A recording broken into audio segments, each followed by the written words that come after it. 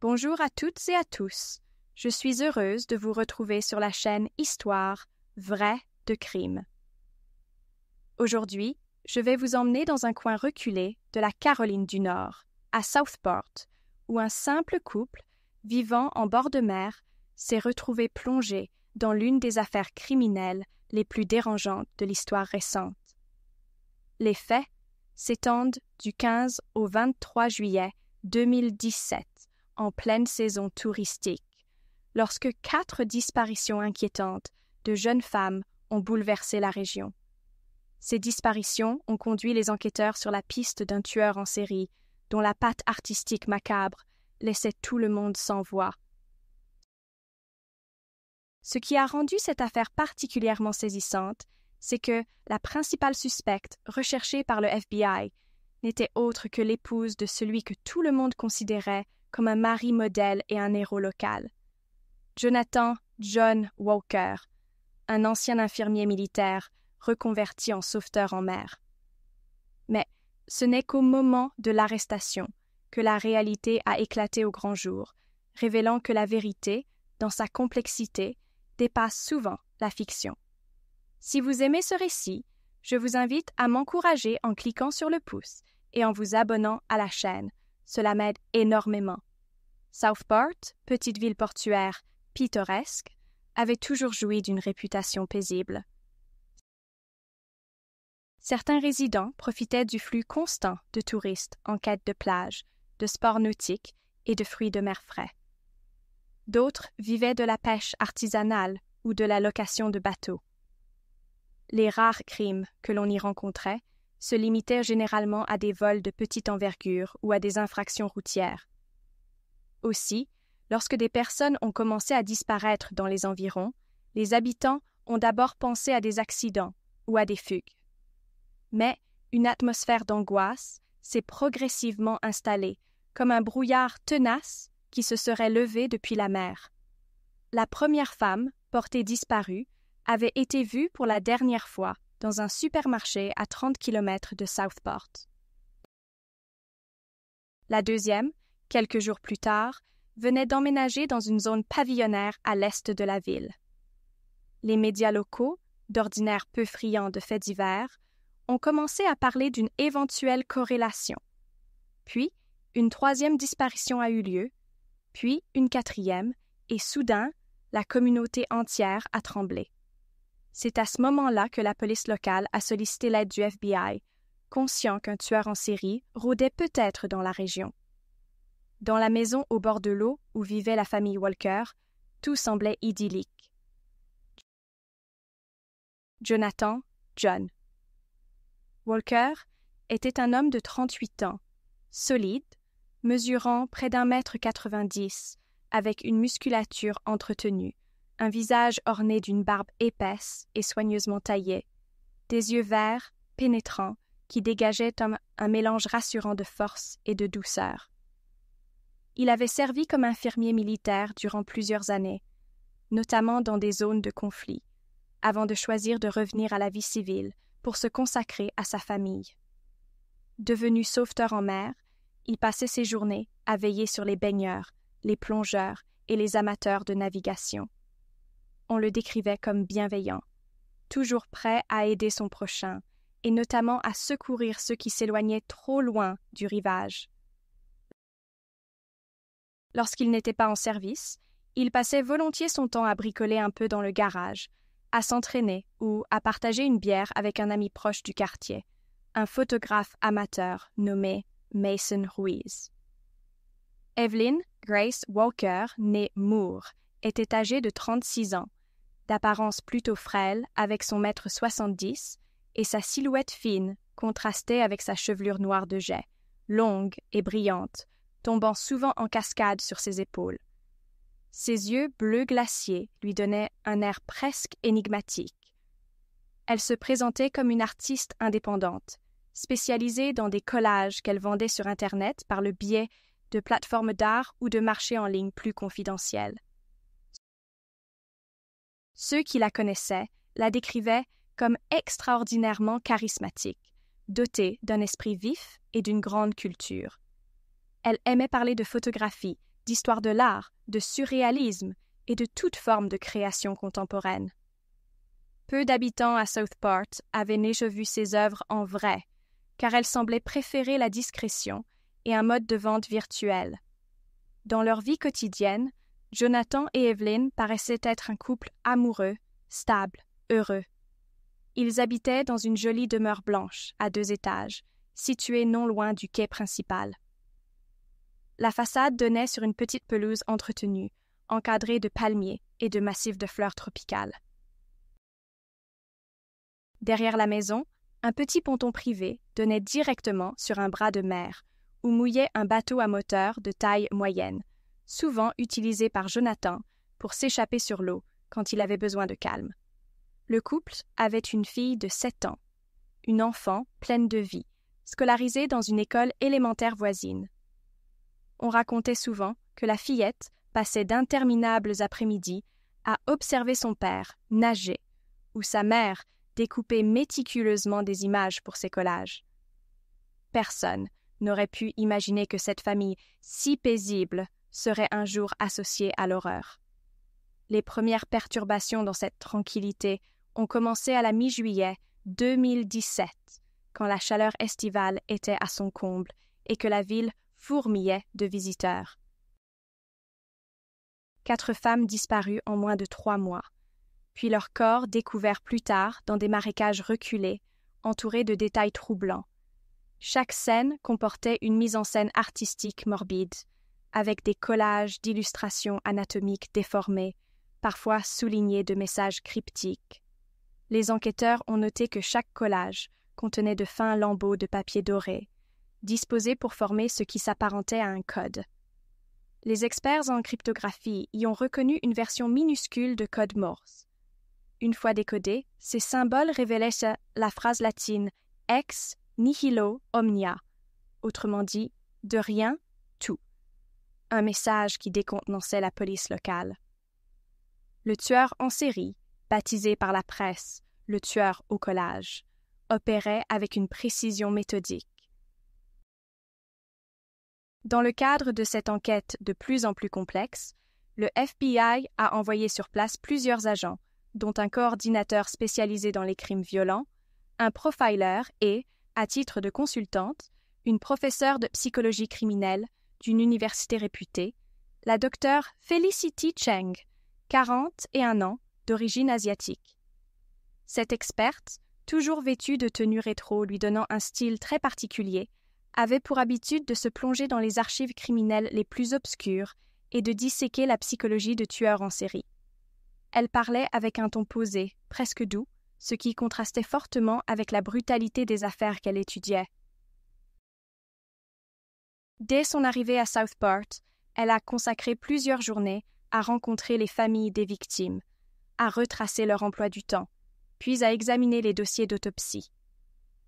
Rapidement, elle a compris que le tueur était quelqu'un qui maîtrisait des techniques artistiques, une personne calme, précise, aimant manipuler des matériaux délicats.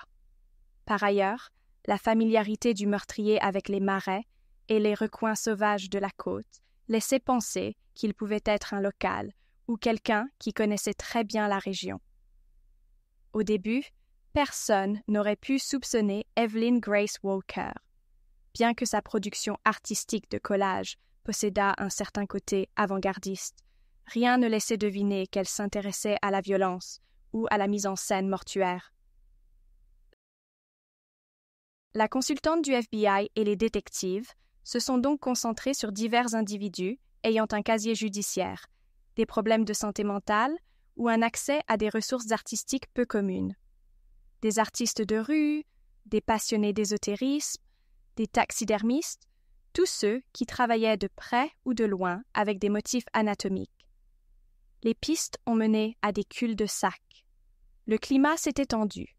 La presse locale réclamait des comptes, la population avait peur de sortir le soir. Les rumeurs couraient sur tel ou tel marginal qui aurait un comportement étrange.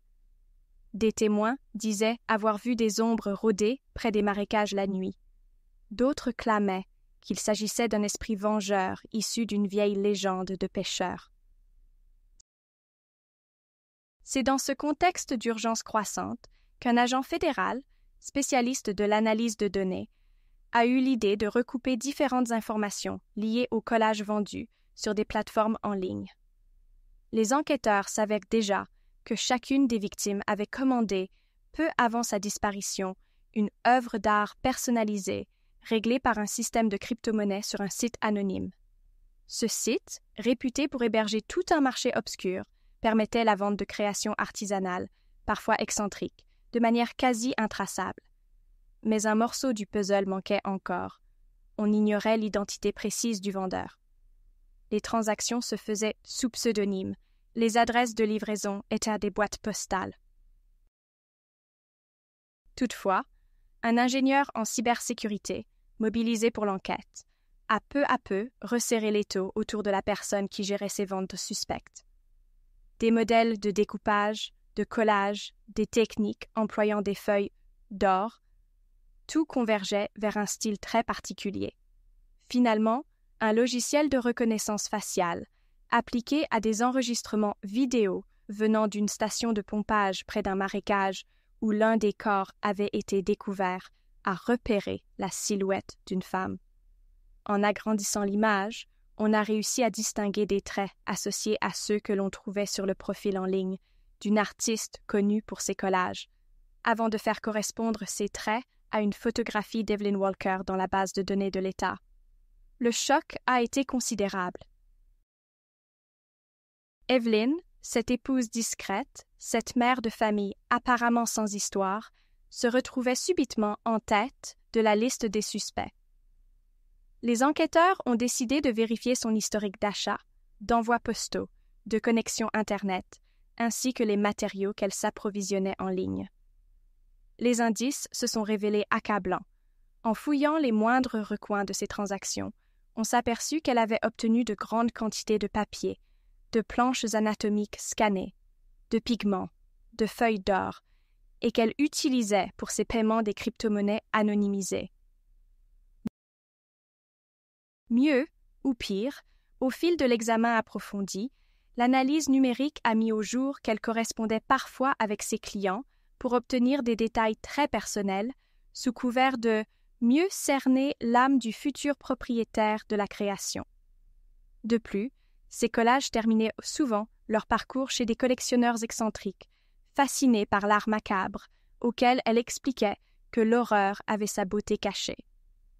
La prise de conscience de Jonathan fut, selon des témoins, absolument dévastatrice. Au début, lorsqu'on lui a montré des éléments de suspicion, il a tout nié en bloc, affirmant que sa femme n'avait jamais fait de mal à personne. Lui-même assurait ne pas avoir eu connaissance de la véritable nature du travail d'Evelyn.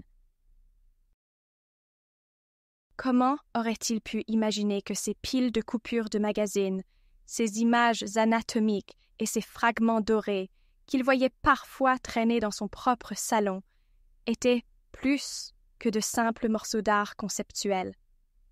La consultante, la Dr Cheng, a par ailleurs noté que le comportement de Jonathan, lorsqu'il fut interrogé, passait alternativement de l'incrédulité à la peur, puis à la culpabilité, comme s'il cherchait à comprendre quel rôle il avait bien pu jouer, malgré lui, dans ce drame.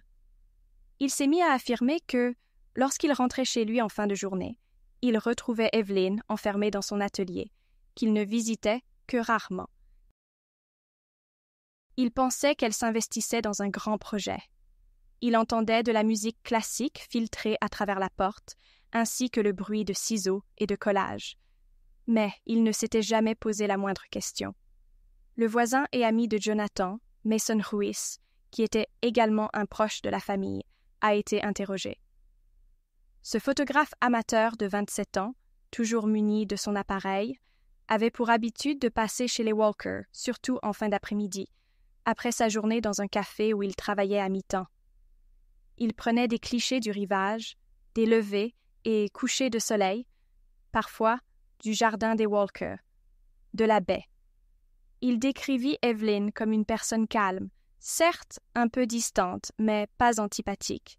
Selon lui, elle semblait uniquement passionnée d'art et de littérature. il n'avait jamais rien remarqué d'étrange dans son comportement, sauf peut-être une tendance à disparaître durant des heures, à errer le long des marécages pour, disait-elle, trouver de l'inspiration.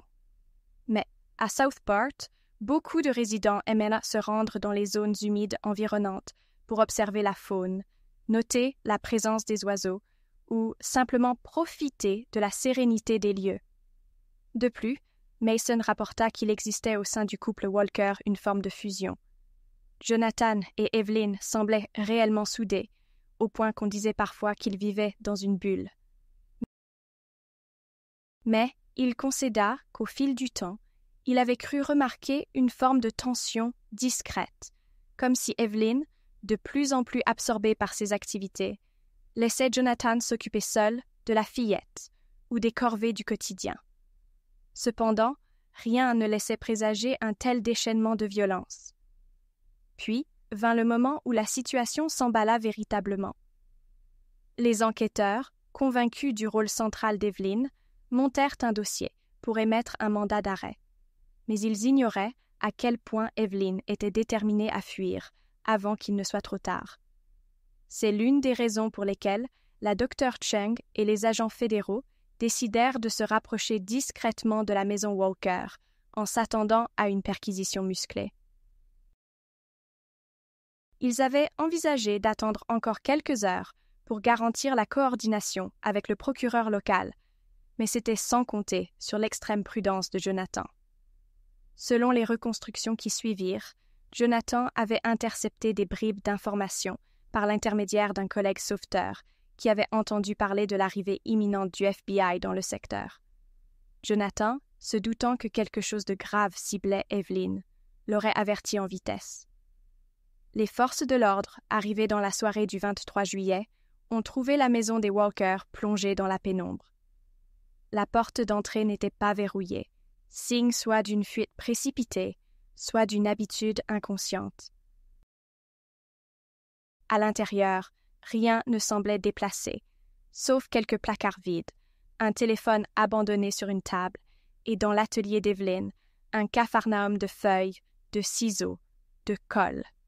Sur l'un des murs, des découpages d'organes humains schématiques, collés en vrac, laissaient un sentiment de malaise.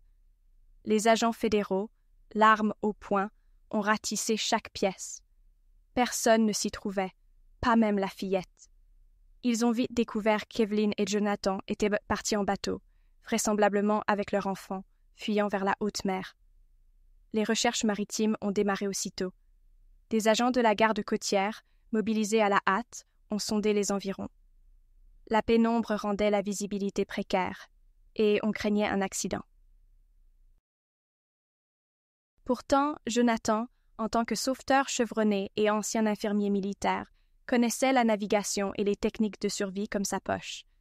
S'il avait décidé de prendre la mer, ce n'était pas pour une promenade.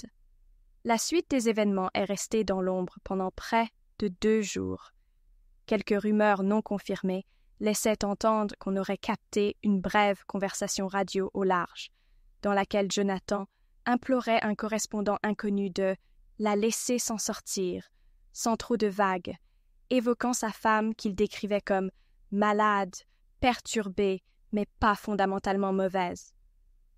Aucun enregistrement officiel n'a jamais confirmé ces propos. 2 jours plus tard, la garde côtière trouva le bateau de Jonathan, à la dérive, à plusieurs dizaines de milles nautiques au large. À bord, il n'y avait plus personne. La coque portait des traces de lutte, comme si un affrontement avait eu lieu, quelques taches de sang, des éclaboussures, des éraflures sur la rambarde, un coffre ouvert dont le contenu semblait dispersé. La fillette était introuvable. Ce fut un moment de panique pour tous ceux qui croyaient que la famille Walker avait essayé de fuir ensemble ou qu'un drame venait de se produire en mer. L'intervention d'équipes spécialisées dans la recherche et le sauvetage a été immédiate, et tout le secteur a été passé au crible. Il n'y avait aucune trace de corps, ni d'épave plus importante. Juste ce bateau à la dérive, abandonné. On ne trouvait pas non plus le moindre indice prouvant qu'ils avaient rejoint la terre ferme. L'enquête a pris un tour encore plus sombre. On ignorait désormais si Evelyn et Jonathan étaient tous deux morts, ou s'ils avaient réussi à disparaître. Certains ont imaginé une tragédie dans laquelle Evelyn, paniquée, s'en serait prise à son mari. D'autres, au contraire, soutenaient que Jonathan avait orchestré cette fuite pour gagner du temps, qu'il dissimulait les preuves et protégeait Evelyn jusqu'au bout. Le lendemain matin, contre toute attente, Jonathan Walker se présenta de lui-même à une station du FBI, non loin de Southport. Il paraissait épuisé, hagard, comme s'il n'avait pas dormi depuis 2 jours. On remarqua quelques ecchymoses sur ses bras. Personne ne savait où était passée leur fille. Jonathan fut immédiatement placé en détention provisoire. D'après les agents présents, la première chose qu'il fit fut de réclamer un interrogatoire avec la Dr. Cheng, à qui il voulait tout avouer. C'est alors qu'il ouvrit un coffre étanche, contenant toutes sortes d'objets, des collages, des photographies, des relevés de transactions financières et divers papiers prouvant l'envoi des colis macabres. Il reconnut formellement être le tueur au collage. Son discours fut confus. Il répétait sans cesse qu'il était le seul responsable, qu'Evelyn n'y était pour rien, qu'il avait agi pour la protéger. Il prétendait que les victimes avaient été attirées par lui, en ligne, et qu'il avait lui-même orchestré leur enlèvement et leur mise à mort. Les enquêteurs, perplexes, n'étaient pas convaincus de sa sincérité. Jonathan ne parvenait pas à expliquer clairement les détails de chaque crime. Il prétendait parfois qu'il avait commis les meurtres dans un endroit reculé, alors qu'une simple vérification des relevés téléphoniques montrait qu'il se trouvait ailleurs à ces moments-là. Sa version était parsemée de contradictions. La consultante du FBI, la Dr. Cheng, déclara plus tard qu'elle avait tout de suite senti qu'il cherchait à couvrir quelqu'un, quitte à s'incriminer lui-même lourdement. Du côté de l'analyse scientifique, on ne tarda pas à découvrir que les empreintes digitales présentes sur plusieurs collages appartenant aux victimes correspondaient à Evelyn. Des cheveux, des fibres de vêtements, des traces d'ADN recueillies dans les marécages où reposaient les corps la mettaient aussi en cause. Jonathan, de son côté, laissait également quelques indices prouvant qu'il avait été complice. Certaines traces biologiques lui appartenaient, tout comme des échantillons de terre prélevés sur ses bottes lors de fouilles. Il était manifestement intervenu pour dissimuler les indices ou transporter les victimes, mais les enquêteurs concluaient de plus en plus qu'il n'avait pas été l'instigateur de ces meurtres.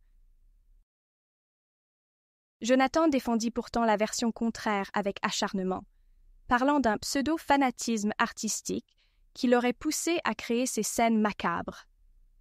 Or, l'expertise graphologique, les recoupements de styles et la présence de la signature codée dans les collages désignaient Evelyn comme la véritable auteure de ces œuvres atroces. L'hypothèse la plus probable, finalement, fut qu'Evelyn était bel et bien la tueuse et que Jonathan, fou d'amour, avait cherché à la protéger à tout prix. Par crainte de la perdre ou par peur des conséquences pour leur fille, il avait fini par couvrir ses agissements, effaçant des indices, envoyant de fausses pistes aux enquêteurs. Lorsque la situation était devenue trop brûlante, il avait préféré l'aider à prendre la fuite, en espérant qu'elle se rende pacifiquement ensuite. Demeurait une question cruciale. Qu'était-il advenu de la fillette? Jonathan déclara, dans un aveu poignant, qu'au moment où il était parti en mer avec Evelyn, leur enfant se trouvait en sécurité chez une proche.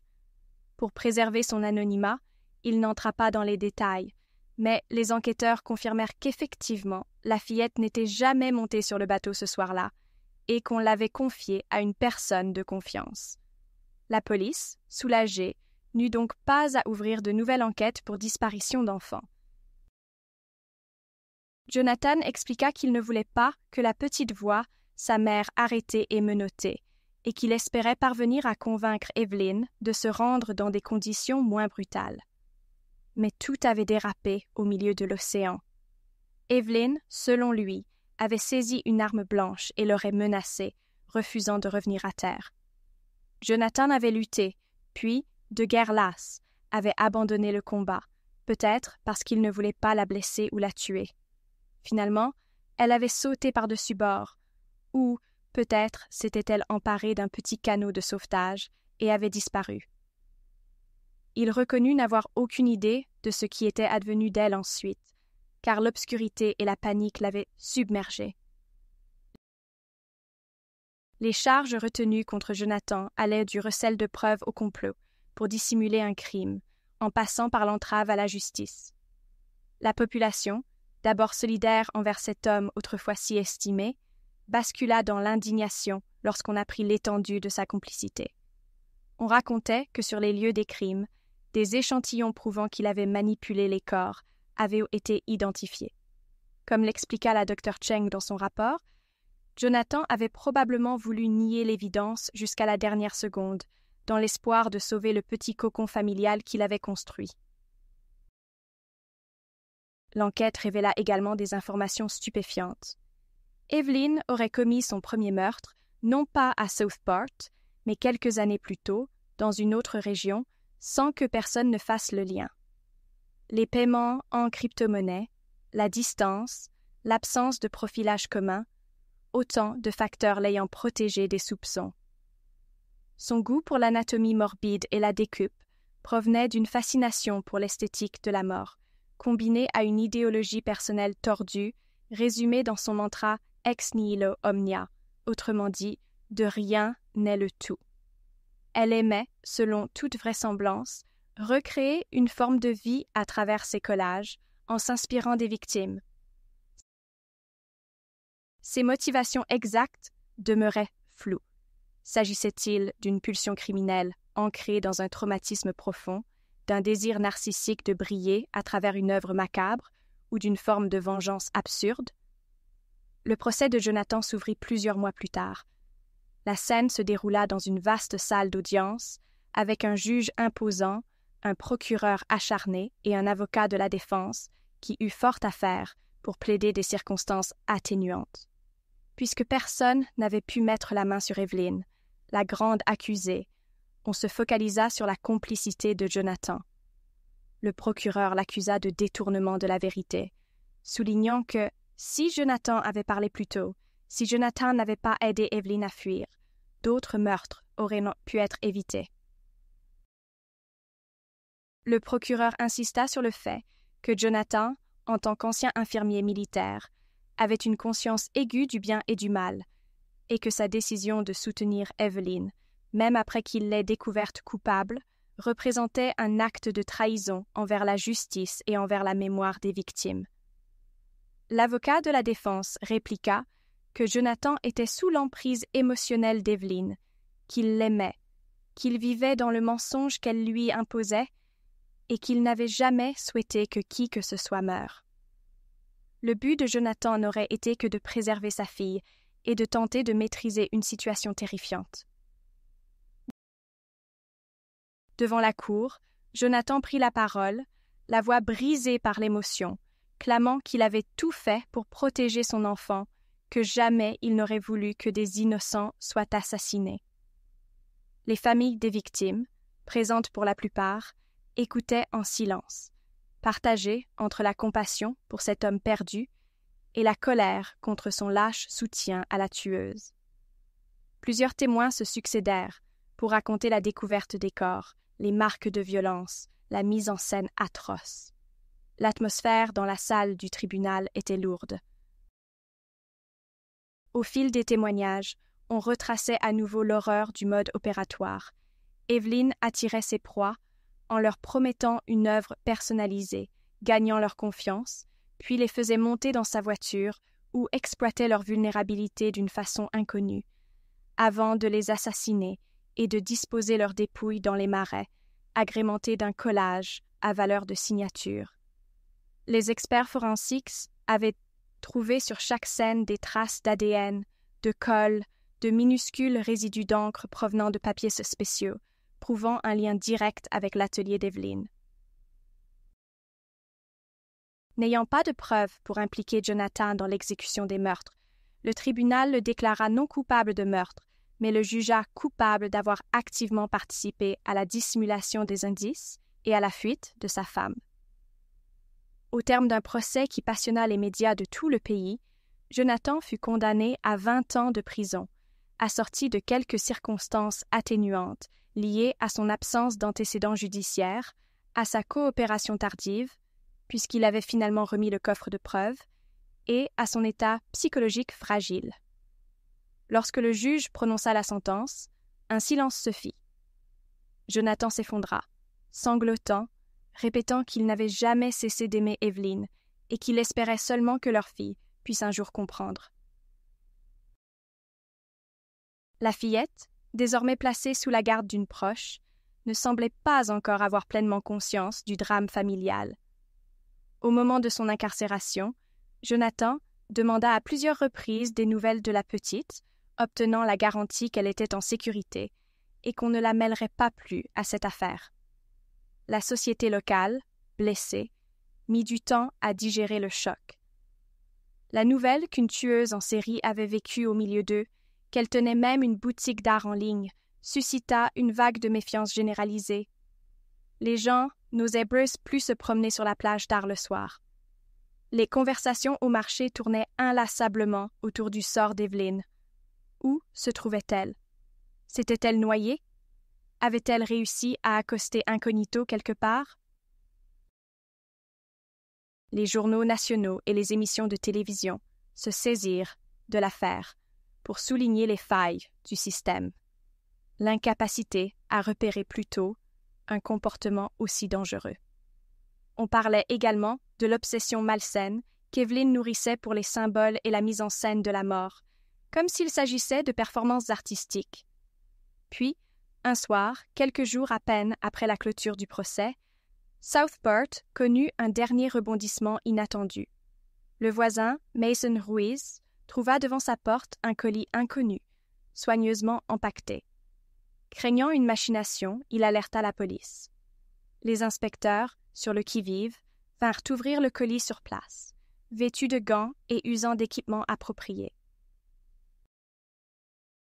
À l'intérieur se trouvait une unique feuille de dessin, pliée en 4, représentant le portrait stylisé d'une petite fille aux grands yeux, entourée de motifs de vagues et de fragments dorés. Il ne s'agissait pas d'un dessin ordinaire, c'était un nouveau collage à l'esthétique similaire à ceux du tueur au collage. Les lambeaux de papier doré, passés au microscope, révélaient encore une fois des lettres codées. Une fois traduites, elles indiquaient un message sibyllin. Pour la seule chose qui vaille la peine de s'enfuir. Le style ne laissait aucun doute. C'était l'œuvre d'Evelyn. Elle était donc vivante, revenue pour un bref instant, avant de disparaître à nouveau. Malgré toutes les recherches, on ne retrouva aucune trace d'elle. Son nom fut ajouté à la liste des fugitifs les plus recherchés du pays, tandis que les rumeurs allaient ni bon train. Certains affirmaient l'avoir aperçue sur une caméra de surveillance dans une autre ville côtière. D'autres disaient que c'était un canular. La Dr Cheng, s'exprimant lors d'une conférence de presse, insista sur le fait qu'une tueuse comme Evelyn, obsédée par son art, ne s'arrêterait pas si aisément. Pour la spécialiste, il était presque certain qu'elle continuerait à sévir tôt ou tard. Au fil des années, il y eut des signalements sporadiques. Une femme ressemblant à Evelyn aurait loué une chambre d'hôte dans un coin reculé de Floride ou aurait été vue traversant la frontière vers le Mexique. Aucun d'eux n'a jamais été confirmé officiellement. Jonathan purgua sa peine en prison fédérale, tentant de se reconstruire mentalement, partageant des écrits dans lesquels il assumait toute la culpabilité qu'il pouvait supporter. Il parlait de son amour maudit pour Evelyn, de sa fille qu'il n'avait pas revue depuis son incarcération, et de son désir, un jour, de la retrouver pour lui expliquer, du mieux qu'il le pourrait, la vérité sur sa mère. Les familles des victimes, elles, ont poursuivi leur deuil, demandant régulièrement à la police s'il existait le moindre indice sur Evelyn.